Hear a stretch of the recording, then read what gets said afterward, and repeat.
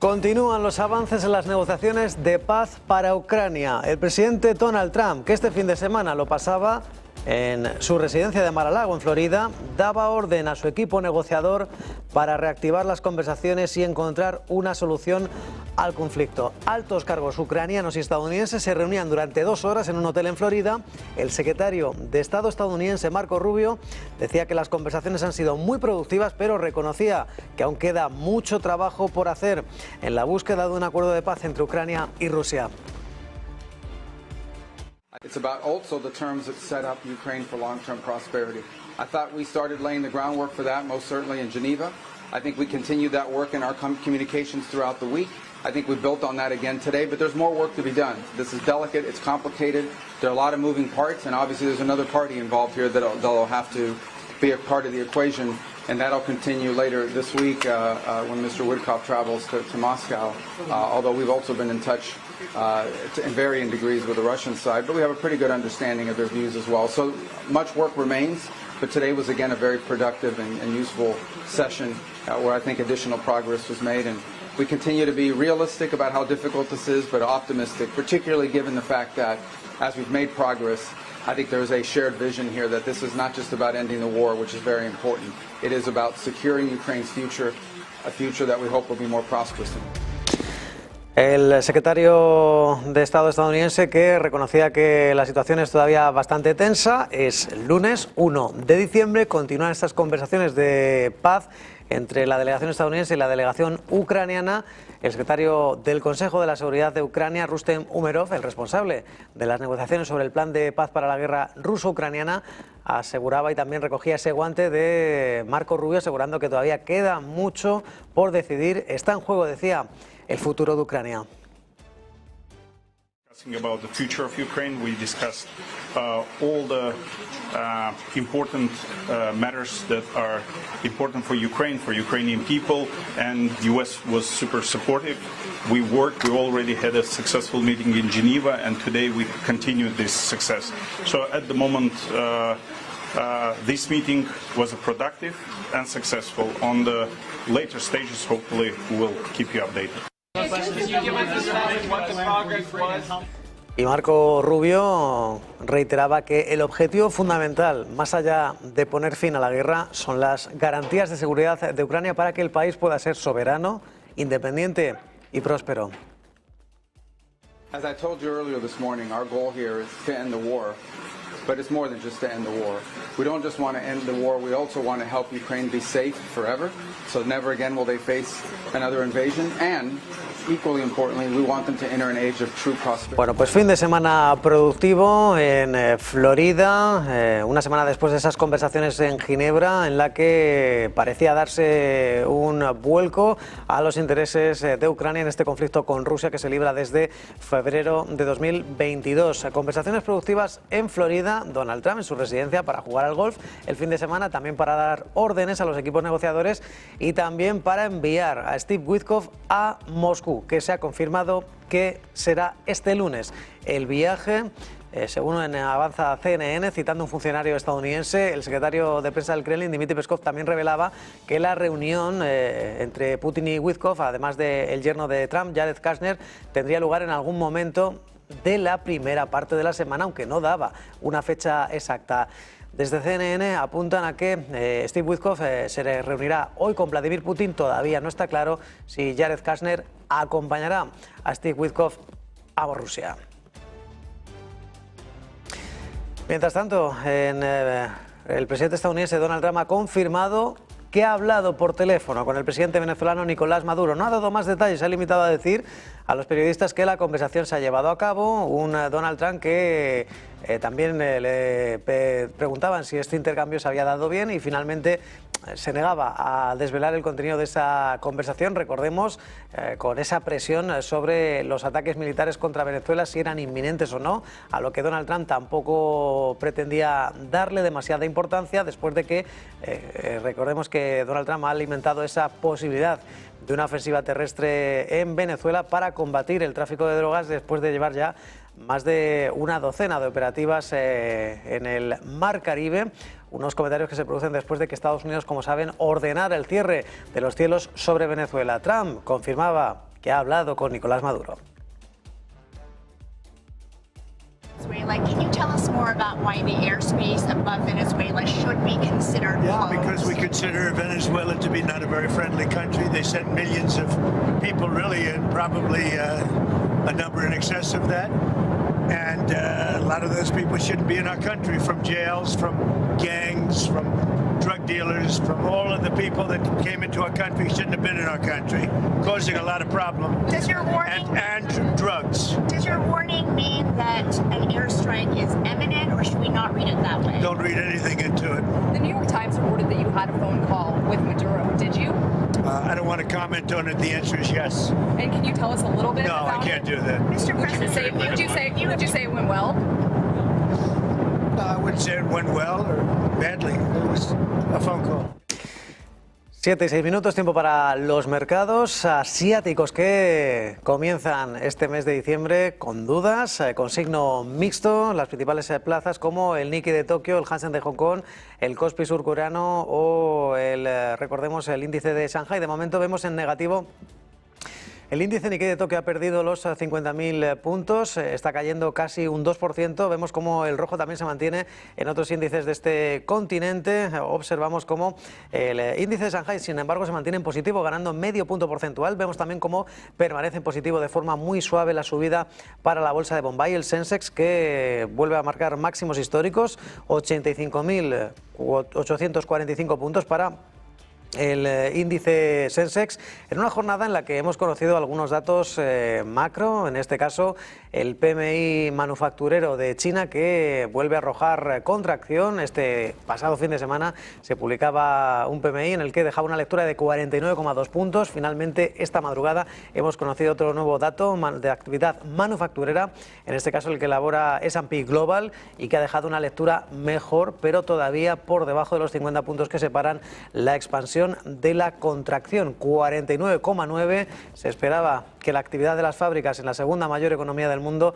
se tuviera una lectura de 50,6. Finalmente ha quedado por debajo de lo esperado. Recordemos la situación de el mercado asiático. En esas, además, las compañías que cotizan en Hong Kong también están sufriendo un fuerte desplome, las compañías ligadas a la actividad, a los activos digitales, después de que el Banco Popular de China haya advertido sobre riesgos ilegales vinculados a las monedas digitales y al resurgimiento de la especulación, según publica este fin de semana el Banco Popular de China. Precisamente con ese signo mixto en las plazas asiáticas, observamos cómo Bitcoin está sufriendo, está luchando por conservar los $86.000 en una jornada en la que han vuelto las caídas para las principales criptodivisas. Ahora mismo $140 para Bitcoin, que está cayendo más de un 4,6%, caídas muy contundentes en el resto de criptodivisas como Ethereum, Solana, Cardano,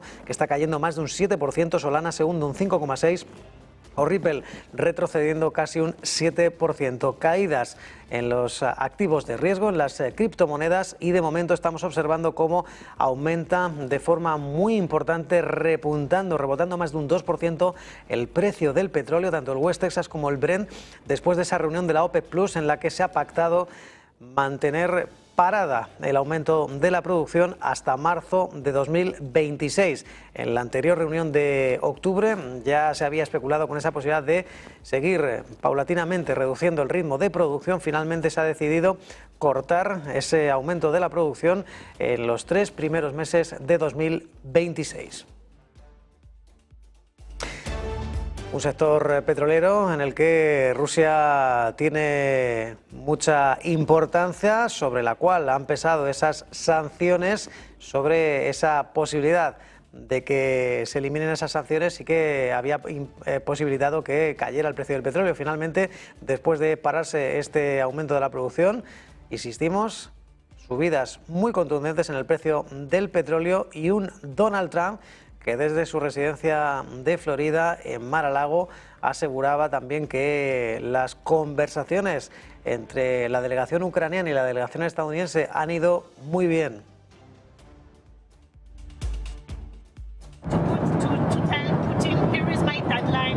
No, I don't have a deadline. I have a deadline when the war is over. And hopefully the war is going to be over. 27,000 people killed last week. 27,000 over the last 3 or 4 weeks. 27,000 people killed. That war should end. Following up, can you tell us what day Witkoff is going to meet with Putin? And then on that, is that meeting... We want to stop people from being killed. Doesn't have much to do with us, but I'd like to see if we can save a lot of souls. A lot of people are being killed. Last month we had 27,000 people killed in that ridiculous war that should have never happened. It would have never happened if I were president. Have you spoken with Rubio and Witkoff since I have, yeah. I've spoken to them, and they're doing well. Ukraine's got some difficult little problems. They have some difficult problems, but I think Russia would like to see it end, and I think I know Ukraine would like to see it end. You just said that Ukraine has a little bit of problems. Well, we have a corruption situation going on, which is not helpful. And is that impeding the peace talks? Well, I said it was going on for 3 years, right? Didn't I say it? For 3 years I said it, so I was way ahead of schedule. But I think that there's a good chance we can make a deal. Un Donald Trump que, lo acaban de escuchar, no tiene tampoco un plazo concreto para que Vladimir Putin dé una respuesta y se siente a negociar o con Putin, o mejor dicho con Trump o con Volodymyr Zelensky. Mientras tanto, insistimos, la CNN apunta a que este mismo lunes se va a desplazar hasta Moscú, hasta la capital rusa, el enviado especial estadounidense Steve Witkoff. Un asunto que el pasado viernes el portavoz del Kremlin, Dmitry Peskov, se negaba a confirmar. Aseguraba que muy próximamente confirmarían el día en que se produciría esa visita para reunirse con Vladimir Putin. También se adelantaba que sería en la primera mitad de esta primera semana del mes de diciembre. A lo cual Dmitry Peskov, que también ha dejado algunos otros titulares, ha vuelto a cargar contra el presidente ucraniano Volodymyr Zelensky, asegurando que ha cometido innumerables errores políticos en lo que respecta a asuntos internos de su propio país. Asegura que hay proyectos de ley que, dice, primero se aprobaron y luego se revocaron. Un Dmitry Peskov que señalaba que el manejo de la crisis en Ucrania por parte de su presidente ha sido un fracaso, asegurando que hay muchos actores involucrados y que tienen, dice, sus propias relaciones con los occidentales y que perturban los esfuerzos de paz en curso. Dmitry Peskov, que confirmaba que Vladimir Putin se reunirá con una delegación estadounidense, pero recordemos, todavía no se sabe la reunión que tendrá con la parte ucraniana. Mientras tanto, en lo que respecta a Estados Unidos, la secretaria de Seguridad Nacional, Kristi Noem, ha asegurado que las autoridades creen que el autor del tiroteo de la pasada semana en Washington, que supuso el fallecimiento de un agente de la Guardia Nacional, hirió a otro agente en la Casa Blanca, apenas a 500 metros de la Casa Blanca, creen que se radicalizó en Estados Unidos. Kristi Noem, que daba una entrevista a NBC donde aseguraba que este sospechoso, un ciudadano afgano identificado como Ramnanullah Lakanwal, se había radicalizado desde que llegó al país en 2021. Explicaba además que creen que se debió a conexiones, dicen, su comunidad y estado de origen, asegurando que siguen investigando. El Servicio de Ciudadanía de Inmigración estadounidense ha suspendido indefinidamente todas las solicitudes de inmigración de ciudadanos afganos tras el ataque. El propio Donald Trump calificaba este tiroteo como acto terrorista e instaba a reexaminar todos los extranjeros que han entrado en el país desde Afganistán bajo el mandato de Joe Biden. Confirmaba el propio Donald Trump a bordo del Air Force One que su administración podría imponer restricciones a largo plazo al asilo para ciertas naciones. Se le preguntaba cuánto tiempo podrían durar las medidas y decía Donald Trump que cree que mucho tiempo porque no quieren a ese tipo de personas, asegurando que ya hay suficientes problemas en el país. Y además añadía que no hay un plazo establecido para levantar esas prohibiciones. Trump hablaba de Somalia como el ejemplo de un país que podría enfrentarse a esas restricciones a largo plazo. Recordemos declaraciones de Donald Trump que llegan después de esa decisión de revisar y suspender el asilo de países seleccionados después de ese tiroteo la pasada semana a 500 metros de la Casa Blanca, en el que 2 agentes de la Guardia Nacional recibían disparos, una de ellas fallecía. Mientras tanto, el Ministerio de Interior del Gobierno de Hamás en Gaza ha denunciado que Israel ha violado el acuerdo de alto el fuego en 591 ocasiones desde que entrara en vigor el pasado 10 de octubre, además de 357 mártires y 903 heridos. El Ministerio del Interior gazatíes asegura que Israel ha detenido además a 38 palestinos hasta este fin de semana. El Ministerio de Sanidad de Gaza denuncia la escasez de medicamentos en la franja a pesar de la tregua, mientras Israel, dicen, continúa controlando el acceso de ayuda humanitaria al enclave. Mientras tanto, el primer ministro israelí, Benjamin Netanyahu, que ha enviado a través de su abogado la petición al presidente Isaac Herzog de indulto en el juicio en el que se enfrenta a 3 causas por corrupción, por fraude, por abuso de confianza y soborno. La oficina del presidente está al tanto de que esta es una petición extraordinaria y que conlleva implicaciones importantes, y tras recibir todas las opiniones relevantes, el presidente considerará la petición con sinceridad y responsabilidad. Ese era el comunicado de la presidencia israelí. Netanyahu, recordemos, está siendo juzgado en el conocido como caso Mil, acusado de haber recibido regalos por parte del magnate de Hollywood Arnold Milchan a cambio de favores políticos, y el caso 2000, en el que supuestamente benefició al editor jefe del medio Yediot Ahronot Moses, en un escándalo en el que el fraude y el abuso de confianza para perjudicar a este periódico es lo que están tratando de probar desde la justicia. Lo cierto es que Netanyahu ha pedido esa petición de indulto para poder concurrir a las elecciones del próximo año. Y el gobierno de Venezuela ha denunciado ante la OPEP Plus que Estados Unidos busca apoderarse de las reservas petroleras del país sudamericano, además de mantener ese despliegue militar en el Mar Caribe bajo el argumento de combatir el narcotráfico. A través de una carta firmada por el presidente Nicolás Maduro y publicada por la vicepresidenta Delcy Rodríguez, el Ejecutivo venezolano ha acusado a Washington de buscar apoderarse de las reservas petroleras mediante el uso de la fuerza militar letal contra el territorio, el pueblo y las instituciones del país. Unas pretensiones que, dicen desde Caracas, no solo contrarias a las disposiciones que rigen la convivencia pacífica entre naciones, sino que también pone en grave peligro la estabilidad de la producción petrolera venezolana y el mercado internacional. Mientras tanto, la OPEP ha celebrado esa reunión el pasado domingo, donde han confirmado su decisión de pausar los incrementos de producción en los primeros 3 meses de 2026 ante la estacionalidad. En un comunicado, los 8 países que integran este cártel han anunciado que van a monitorear y evaluar las condiciones del mercado y que los 1,65 millones de barriles por día podrían ser devueltos en parte o en totalidad, sujeto a la evolución de las condiciones del mercado y de manera gradual. Los 8 países que se reunirán mensualmente para seguir revisando las condiciones del mercado. La próxima reunión está programada para el 4 de enero. Y los consumidores estadounidenses gastaron en Black Friday 11.800 millones de dólares a través de compras en línea. Es un 9% más que en el año anterior. Según la firma Adobe Analytics, la entidad indica que el tráfico en línea ha tenido su pico más alto entre las 10 y las 2 de la tarde, y en el cual los compradores gastaron cerca de 12,5 millones de dólares por minuto. Este estudio anota además que las ventas online aumentaron de forma considerable. En el caso de las consolas de videojuegos, un 1.900%, en los televisores un 1.740% más, mientras que auriculares y altavoces o refrigeradores crecieron un 1.700%. Hubo fuertes rebajas en sectores como la juguetería, con descuentos que alcanzaron hasta el 30%, así como el sector electrónico, televisores o ropa. Y por cierto, que el presidente Donald Trump asegura que ya tiene decidido quién será el próximo presidente de la Reserva Federal. Ante esos rumores, especulaciones de la terna de candidatos, se le preguntaba a bordo del Air Force One si podía desvelar ese nombre, a lo cual el presidente Donald Trump aseguraba que lo diría muy pronto. Uno de los nombres que más sobrevuela es el de Kevin Hassett, el director del Consejo Económico Nacional, a lo cual Donald Trump de momento guardaba silencio. Fed chair, are you any closer on that right now? I know who I'm going to pick. Yeah. Ooh, tell me, Kevin Hassett. I'm not telling you. We'll be announcing it. Thank you very much.